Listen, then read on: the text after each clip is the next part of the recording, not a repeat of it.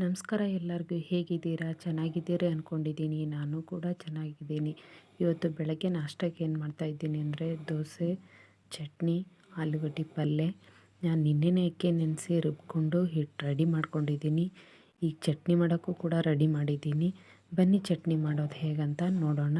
ಒಂದು ಜಾರ್ ತೊಗೊಳ್ಳಿ. ಅದಕ್ಕೆ ಫಸ್ಟು ಸಣ್ಣದಾಗಿ ಕಟ್ ಮಾಡಿರೋ ಕೊಬ್ಬರಿ, ಕಡಲೆಬೀಜ, ಮೆಣಸಿನ್ಕಾಯಿ, ಸ್ವಲ್ಪ ಕೊತ್ತಂಬರಿ ಸೊಪ್ಪು, ಆಮೇಲೆ ಒಂದು 3-4 ಬೆಳ್ಳುಳ್ಳಿ, 1 ಸ್ಪೂನಷ್ಟು ಜೀರಿಗೆ ಹಾಕಿ ಅದನ್ನ ಚೆನ್ನಾಗಿ ಪೇಸ್ಟ್ ಮಾಡ್ಕೊಂಡು ಬನ್ನಿ. ಅದಾದಮೇಲೆ ಗ್ಯಾಸು ಹಚ್ಚಿ ಅದ್ರ ಮೇಲೆ ಒಂದು ಪ್ಯಾನ್ ಇಟ್ಟು ಸ್ವಲ್ಪ ಎಣ್ಣೆ, ಸ್ವಲ್ಪ ಜೀರಿಗೆ, ಸ್ವಲ್ಪ ಸಾಸಿವೆ, ಆಮೇಲೆ ಸ್ವಲ್ಪ ಕರಿಬೇವಿನ ಸೊಪ್ಪು ಹಾಕಿ ಸ್ವಲ್ಪ ಚಟಾಪಟ ಅನ್ನೋವರೆಗೂ ಬಿಡಿ.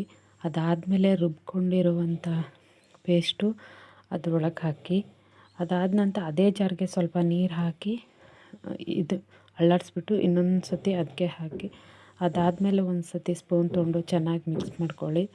ಮಿಕ್ಸ್ ಮಾಡ್ಕೊಂಡಾದಮೇಲೆ ಗಟ್ಟಿ ಅನಿಸಿದರೆ ಇನ್ನೂ ಸ್ವಲ್ಪ ನೀರು ಹಾಕಿ, ಬೇಡ ಇಷ್ಟೇ ಇರಲಿ ಅಂದ್ಕೊಂಡ್ರೆ ಬಿಡಿ. ಅದಕ್ಕೆ ಸ್ವಲ್ಪ ರುಚಿಗೆ ತಕ್ಕಷ್ಟು ಉಪ್ಪು ಹಾಕಿ, ಉಪ್ಪು ಹಾಕಾದ್ಮೇಲೆ ಒಂದು ಸತಿ ಮಿಕ್ಸ್ ಮಾಡಿ ಖಾರ ಉಪ್ಪು ಕರೆಕ್ಟಾಗಿದೆಯೋ ಅಂತ ಒಂದು ಸಲ ಚೆಕ್ ಮಾಡ್ಕೊಳ್ಳಿ. ಅದಾದಮೇಲೆ ಪಲ್ಯಕ್ಕೆ ರೆಡಿ ಮಾಡ್ತಾಯಿದ್ದೀನಿ. ಒಲೆ ಮೇಲೆ ಒಂದು ಕಡಾಯಿ ಇಟ್ಟು ಅದಕ್ಕೆ ಸ್ವಲ್ಪ ಎಣ್ಣೆ ಹಾಕಿದ್ದೀನಿ. ಎಣ್ಣೆ ಹಾಕಾದ್ಮೇಲೆ ಫಸ್ಟು ಜೀರಿಗೆ ಹಾಕಬೇಕಾಯ್ತು, ಕರ್ಬೇವಿನ ಸೊಪ್ಪು ಹಾಕಿದ್ದೀನಿ. ಕರ್ಬೇವಿನ ಸೊಪ್ಪು ಹಾಕಾದ್ಮೇಲೆ ಸ್ವಲ್ಪ ಜೀರಿಗೆ, ಸ್ವಲ್ಪ ಸಾಸಿವೆ ಹಾಕಿ ಅದು ಸ್ವಲ್ಪ ಚಟಪಟ ಅನ್ನೋವರೆಗೂ ಬಿಟ್ಟು, ಅದಾದಮೇಲೆ ಸ್ವಲ್ಪ ಕಡಲೆಬೀಜ ಹಾಕಿದ್ದೀನಿ.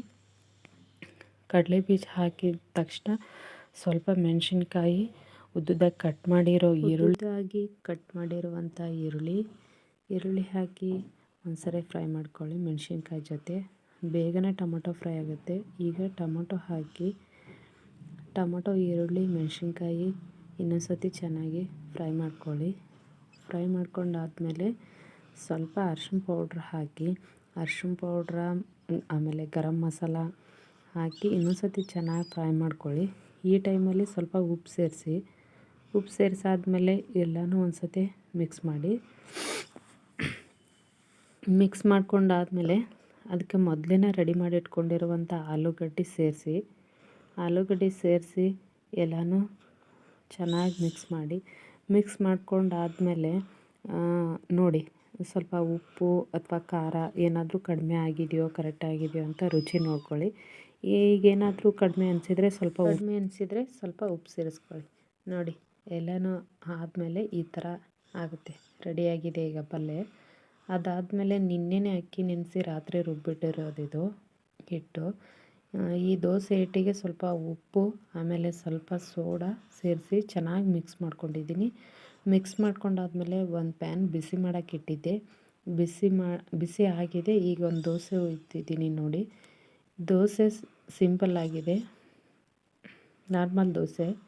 ಏನಿದು ಬೆಣ್ಣೆ ಅಥವಾ ತುಪ್ಪ ಇದೇನು ಮಸಾಲೆ ಏನೂ ಹಾಕ್ತಾಯಿಲ್ಲ. ನಾರ್ಮಲ್ ದೋಸೆ ಇದು ಒಂದು. ನೋಡಿ ದೋಸೆ ಹಾಕಾದ್ಮೇಲೆ ಸ್ವಲ್ಪ ಎಣ್ಣೆ ಹಚ್ತಾಯಿದ್ದೀನಿ. ನೋಡಿ ಸ್ವಲ್ಪನೇ ಹಚ್ಚಿರೋದು. ನೋಡಿ ಬೆಂದಿದೆ, ತಿರುಗಿಸ್ತಾ ಇದ್ದೀನಿ. ನೋಡಿ ಈ ಥರ ಬಂದಿದೆ. ಆಮೇಲೆ ಇನ್ನೊಂದು ದೋಸೆ ಹಾಕ್ತಾಯಿದ್ದೀನಿ. ಆ ದೋಸೆ ಸ್ವಲ್ಪ ಗರಿಯಾಗಿ ಮಸಾಲೆ ದೋಸೆ ಥರ ಮಾಡೋಣ ಅಂತ. ಮಕ್ಕಳು ಮಸಾಲೆ ದೋಸೆ ಥರ ಮಾಡಮ್ಮ ಅಂದರು. ಅವ್ರಿಗೋಸ್ಕರ ಈ ದೋಸೆ ಮಾಡ್ತಾಯಿದ್ದೀನಿ. ನೋಡಿ ದೋಸೆ ಹಾಕಿದ್ದೀನಿ. ಇದು ಹಾಕಾದ್ಮೇಲೆ ಸ್ವಲ್ಪ ಅದಕ್ಕೆ ಚಟ್ನಿ ಪೌಡ್ರ್ ಉದುರಿಸ್ತಾಯಿದ್ದೀನಿ. ಈಗ ಮಸಾಲೆ ದೋಸೆಗೆ ಹಾಕ್ತಿರ್ತಾರಲ್ವ ಚಟ್ನಿ ಪೌಡ್ರು, ಆ ಚಟ್ನಿ ಪೌಡ್ರು, ಅದೇ ಚಟ್ನಿ ಪೌಡ್ರ್ ಹಾಕ್ತಾಯಿದ್ದೀನಿ. ನೋಡಿ ಈ ಥರ ನೋಡಿ ಹಾಕಿದ್ದೀನಿ. ಈಗ ಹಾಕಾದ್ಮೇಲೆ ಸ್ವಲ್ಪ ಎಣ್ಣೆ ಹಾಕ್ತಾಯಿದ್ದೀನಿ ಮೇಲ್ಗಡೆ. ಜಾಸ್ತಿ ಇಲ್ಲ, ಸ್ವಲ್ಪನೇ ಎಣ್ಣೆ ಹಾಕ್ತಾಯಿದ್ದೀನಿ. ನೋಡಿ ಯಾವ ಥರ ಕಾಣ್ತಿದೆ ಅಂತ.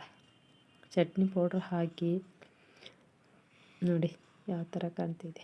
ಇದಾದಮೇಲೆ ಮಧ್ಯೆ ಸ್ವಲ್ಪ ಒಂದೇ ಒಂದು ಚಮಚ ಆಲೂಗಡ್ಡೆ ಪಲ್ಯ ಹಾಕ್ತಾಯಿದ್ದೀನಿ. ಒಂದೇ ಒಂದು ಚಮಚ. ನೋಡಿ ಪಲ್ಯ ಹಾಕಿದ್ಮೇಲೆ ಯಾವ ಥರ ಕಾಣ್ತಿದೆ ಅಂತ. ಪಲ್ಯ ಹಾಕಿ ಆಯಿತು. ಈಗ ಇದನ್ನ ಫೋಲ್ಡ್ ಮಾಡ್ತಾಯಿದ್ದೀನಿ. ನೋಡಿ ಎಷ್ಟು ಗರಿ ಆಗಿ ಬಂದಿದೆ ಅಂತ. ನೋಡಿ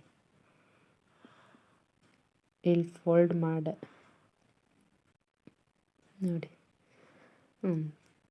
ಈಗ ರೆಡಿ ಆಯಿತು ನಮ್ಮ ದೋಸೆ.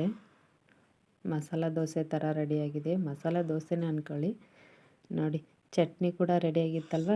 ಒಂದು ಪ್ಲೇಟ್ಗೆ ದೋಸೆ ಆಮೇಲೆ ಚಟ್ನಿ ಹಾಕಿ ನೋಡಿ ರೆಡಿ ಮಾಡಿದ್ದೀನಿ. ಹೇಗೆ ಬಂತು ಮಸಾಲ ದೋಸೆ, ಚಟ್ನಿ, ಪಲ್ಯ ಅಂತ ಕಮೆಂಟ್ ಮಾಡಿ. ಇಷ್ಟ ಆದರೆ ಒಂದು ಲೈಕ್ ಕೊಡಿ. ನಮ್ಮ ಚಾನಲ್ ಸಬ್ಸ್ಕ್ರೈಬ್ ಮಾಡ್ಕೊಂಡು ಸಪೋರ್ಟ್ ಮಾಡಿ. ಎಲ್ಲರಿಗೂ ನಮಸ್ಕಾರ.